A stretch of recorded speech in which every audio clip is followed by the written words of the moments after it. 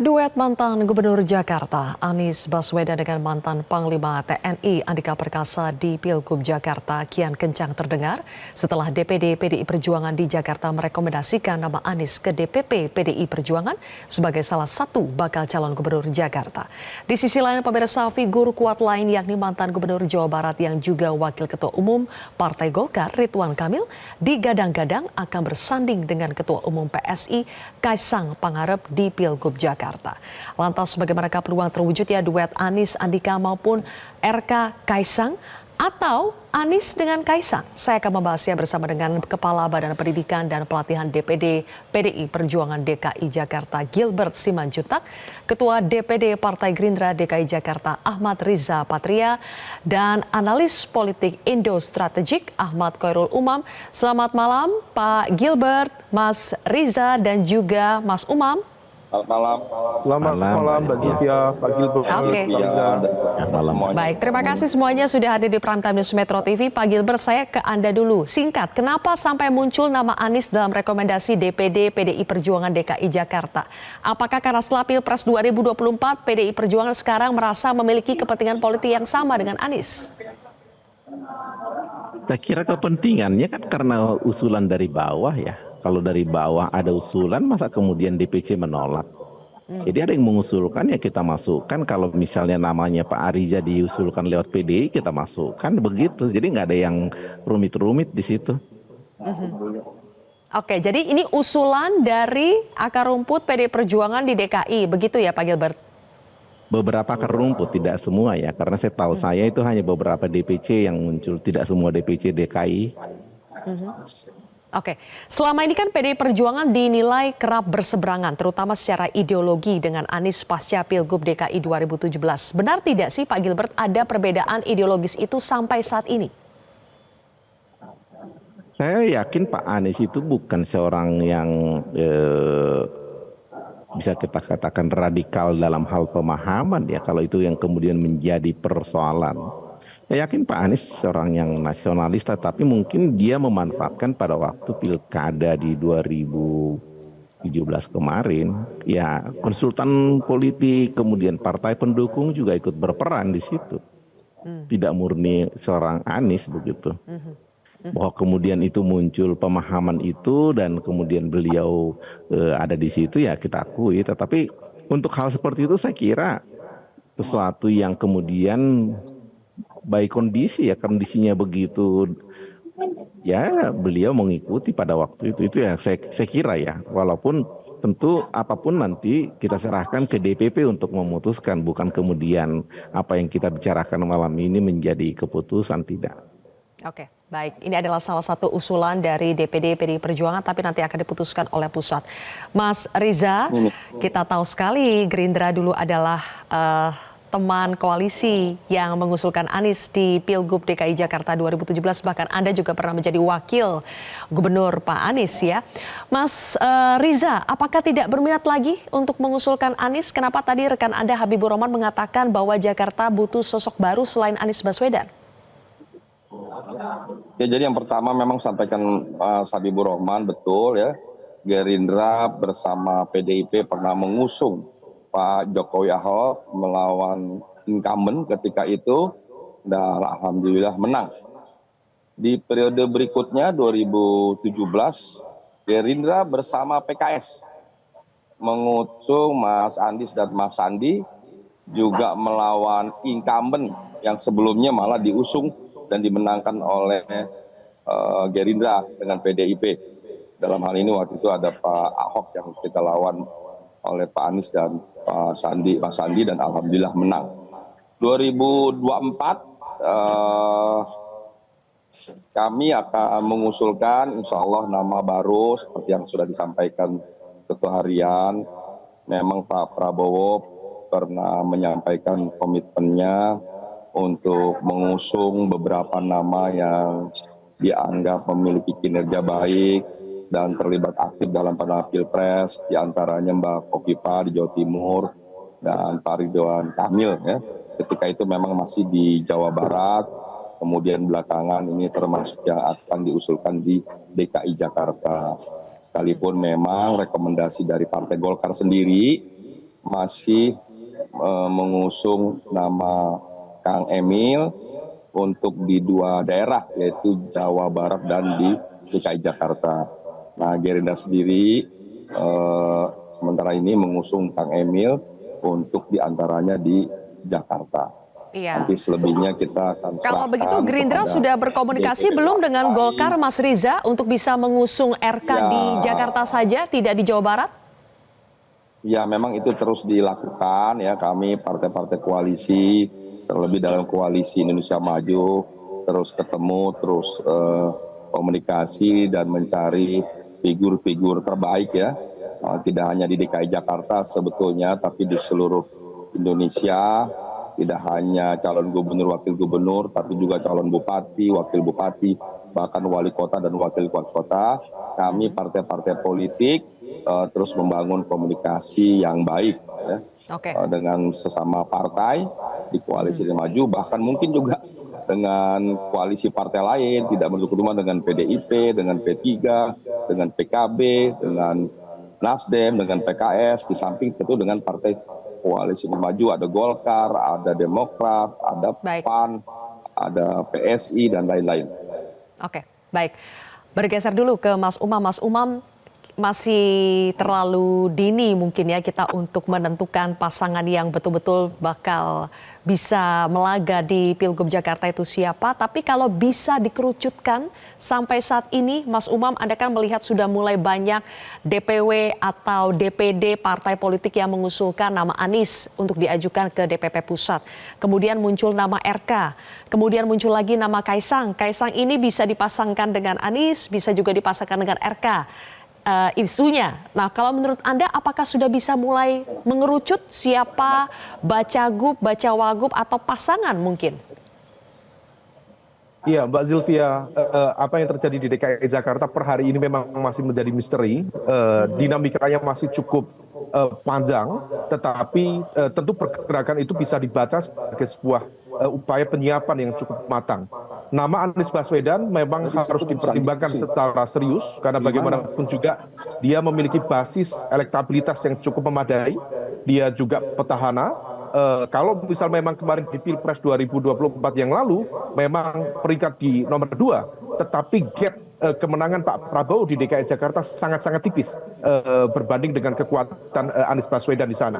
Nah, oleh karena itu di dalam konteks ini ada penguasaan medan, ada track record kinerja yang cukup baik, dan itu bisa dijual dalam konteks market pilkada. Artinya dari sisi market politiknya relatif terkonsolidasi dengan baik. Yang menjadi tantangan bagi Mas Anies adalah bagaimana kemudian menggenapkan angka 20% tersebut.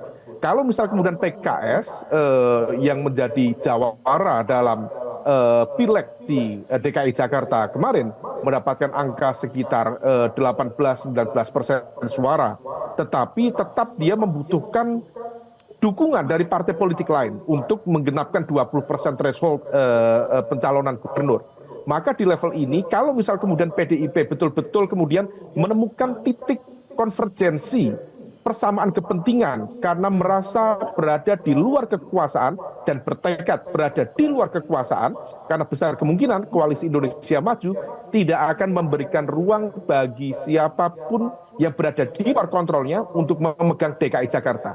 IKN memang akan bergeser, ibu kota akan berpindah ke Nusantara, tetapi tetap center of gravity secara politik, secara ekonomi dari Indonesia tetap Jakarta. Nah, ini yang kemudian harus dimatangkan lebih detail. Adapun kemudian Ridwan Kamil, memang per hari ini namanya cukup menguat. Beredar informasi spekulatif, barangkali bisa dikonfirmasi bahwa Presiden-elek Pak Prabowo sendiri menurut informasi spekulatif telah memberikan restu dukungan kepada Pak Ridwan Kamil. Dan nama Ridwan Kamil jelas memiliki track record kinerja yang bisa dipertanggungjawabkan. Mantan wali kota, kemudian gubernur 1 periode, dan dari sisi demografi, Jakarta cukup unik. Nomor 1 masyarakat di Jakarta itu adalah Jawa, di angka sekitar 35,16%. Kemudian disusul di peringkat kedua adalah masyarakat Betawi, itu di angka sekitar 27,65%. Tetapi di peringkat ketiga ada masyarakat Sunda, diaspora masyarakat Sunda yang berada di angka sekitar 15-27%. Dan itu adalah bekal yang cukup memadai ditambah dengan infrastruktur partai, jaringan non-partai, kemudian pendanaan dan juga dukungan dari kekuatan-kekuatan politik yang besar. Nah, kalau misal kemudian ini bisa bertemu dalam satu kontestasi yang sama, saya pikir ini Pilkada DKI Jakarta untuk kesekian kalinya adalah pilkada rasa pilpres di Indonesia.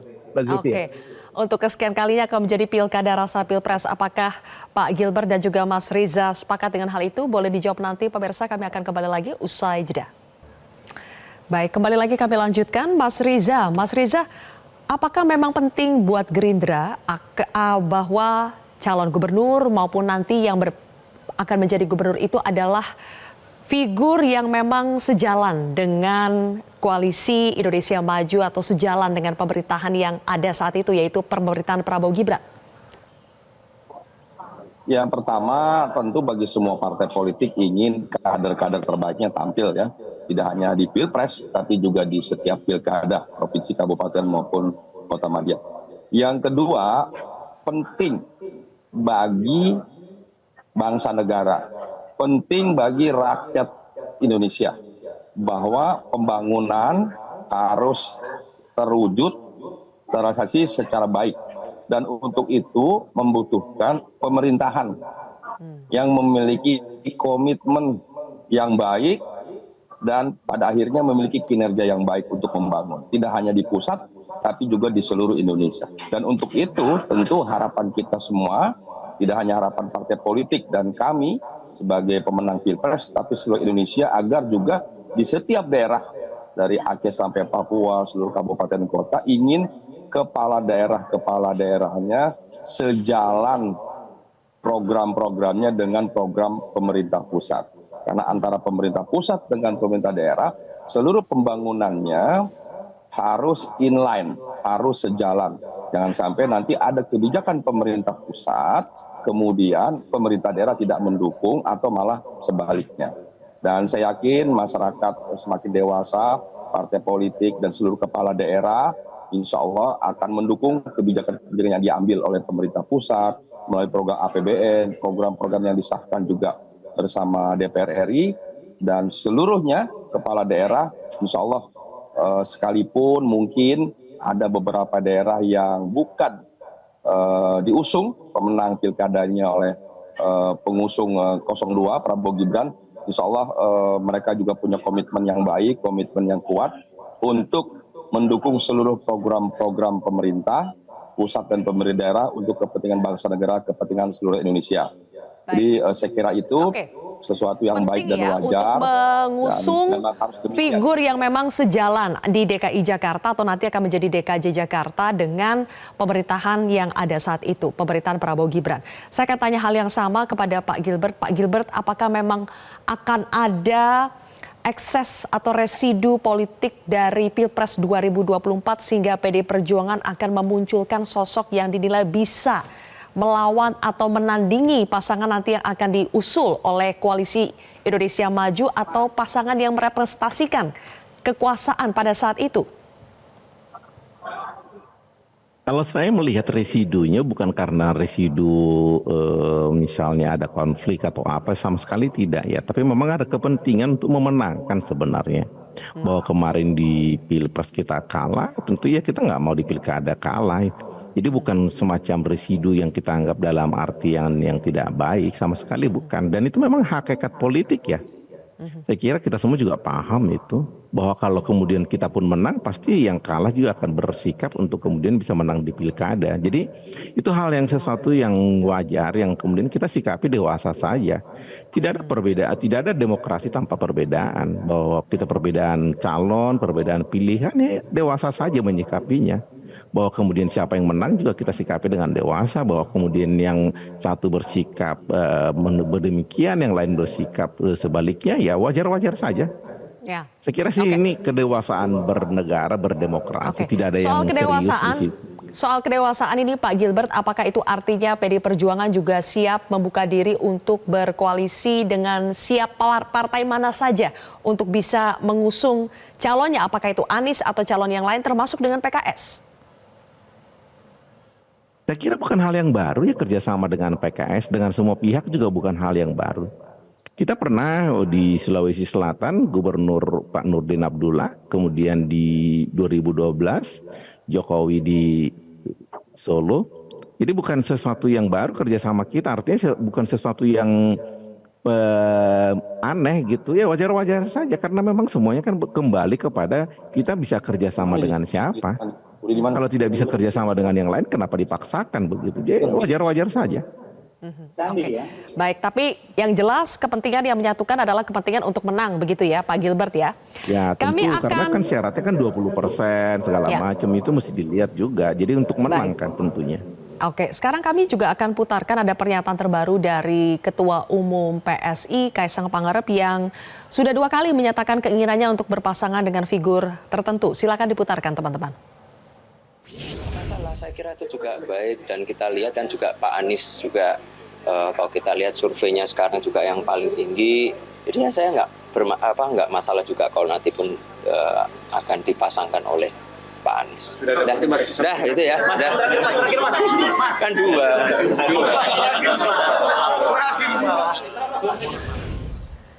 Baik, Mas Umam, setidaknya sudah 2 kali kita dengar entah ini guyon atau hanya sekedar untuk merespon pertanyaan wartawan, tapi yang jelas sudah 2 kali kami hitung Kaisang menyatakan tidak masalah kalau dirinya berpasangan dengan Anies Baswedan. Menurut Anda, keseriusannya bagaimana? Apakah mungkin terjadi duet Anies Kaisang di Pilgub Jakarta? Ya, kalau bicara mungkin atau tidak, mungkin saja. Tetapi hitung-hitungannya tentu harus clear. Kalau misal kemudian Mas Anies berpasangan dengan Kaisang, maka kemudian harus ditentukan siapa kemudian partai pengusungnya. PSI memiliki bekal yang cukup memadai di DKI Jakarta dengan angka sekitar 7% perolehan suara, tetapi kemudian harus tetap membutuhkan jangkar koalisinya. Siapa? Apakah kemudian PKS atau PDIP? Kalau misal kemudian PKS yang menjadi jawara dari Pileg di DKI Jakarta, tetapi kemudian dalam komposisi gubernur dan wakil gubernur tidak mendapatkan representasi dalam konteks pencalonan, tentu tidak mudah bagi PKS untuk menerima. Terlebih PKS ini menemukan momentum di mana titik kepercayaan dirinya begitu tinggi di level DKI Jakarta. Dalam sejarah Partai Reformasi menang di DKI Jakarta. Nah, kalau misal kemudian yang mengusung adalah partai lain, let's say partainya Pak Gilbert di PDIP, apakah benar PDIP akan memberikan cek kosong kepada Anies Baswedan dan juga Kaisang Pangarep? Tentu ini akan dihitung dan dalam sejarahnya PDIP tidak pernah menjadi makmum di Pilkada DKI Jakarta. PDIP selalu menjadi imam dalam konteks pembentukan koalisi. Nah, oleh karena itu ke depan ini perlu dihitung. Barangkali statement dari dari Kaisang itu adalah bagian dari strategi untuk meningkatkan popularitas yang bersangkutan. Tetapi bagaimanapun juga harus tetap diantisipasi.